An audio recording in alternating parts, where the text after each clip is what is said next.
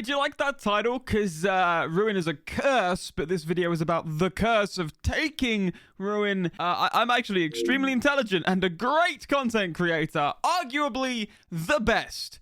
Anyway, while I was working on the previous Mythbusters episode, I almost covered this suggestion from Terribly Terrified. Ruin can last for more than 10 seconds when I'm playing Killer. I had an idea on how to cover this, but decided it would be better as its own video, so here we are. Hex Ruin is an interesting perk. It can fundamentally change the game in a way that other Hex perks, except for maybe Noed, can't, or at least don't very regularly. In fact, Hex Ruin is one of the only perks that has just as substantial an effect in the early game as the late game, provided it isn't taken out immediately. And herein lies the Curse of Hex Ruin. It's a fantastic perk that assists you with gen pressure woes, but it also has a habit of being taken out almost immediately, in a way that other Hex perks simply don't seem to. So what's going on here? Is it confirmation bias?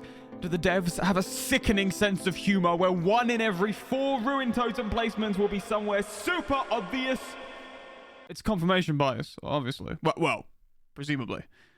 Hopefully? I downloaded a few of my recent VODs in which I used Ruin on Bubba. The purpose of this is to get a concrete answer as to the average amount of time it takes for Ruin to be cleansed, and also gives way to other fun statistical stuff. Originally, I was going to do an AFK until Ruin is cleansed type of thing for this video, but Get on the fucking hook, you bastard!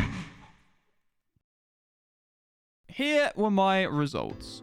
From this data, we can see that the average time that Ruin lasted was 6 minutes and 7 seconds, or 57.69% of any of those games.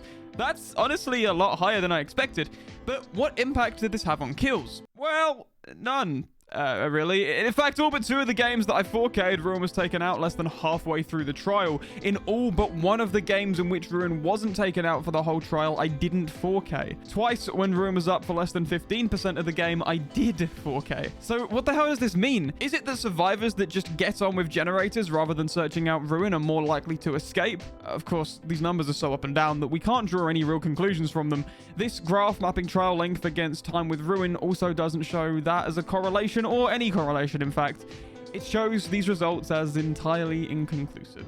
So, what's the point of this video? Well, you could look at this data and conclude that Ruin is a bad perk that has no effect on the outcome of a trial whatsoever. That wouldn't be accurate though, because I didn't know that I would be using these games at a later date for statistical analysis. As a result, I changed the way that I played once Ruin was taken out. While Ruin is up, it makes sense to chase people off of gens and then leave them, whereas when Ruin is down, you have to apply more pressure to specific generators and the team as a whole in order to stop them from getting all 5 gens done. The only situation in which this data would ever be conclusive is if the player being observed was completely lacking in ability to pressure gens post-Ruin or while Ruin is up. Otherwise, the way that they will naturally balance out the way that they're playing the game will cancel out any potential results. It also shows that the perk isn't a be-all and end-all. It's not overpowered. It's not some amazing thing that without you can't do well, or with you will always do well. The one piece of useful data we can take away here is that Ruin tends to last a lot longer than it feels like it does. And to remember that, even if it goes out quick, it likely won't impact your game too much if you know what you're doing. So, myth busted. Ruin will last more than 10 seconds when you're playing Killer, but it might not have too much of an impact on the outcome of a trial. This video was a bit different to my usual ones, but I hope it was still enjoyable. I wanted to explore this topic in a little bit more detail and actually cover things properly. Thank you for watching, and I'll see you in the next one.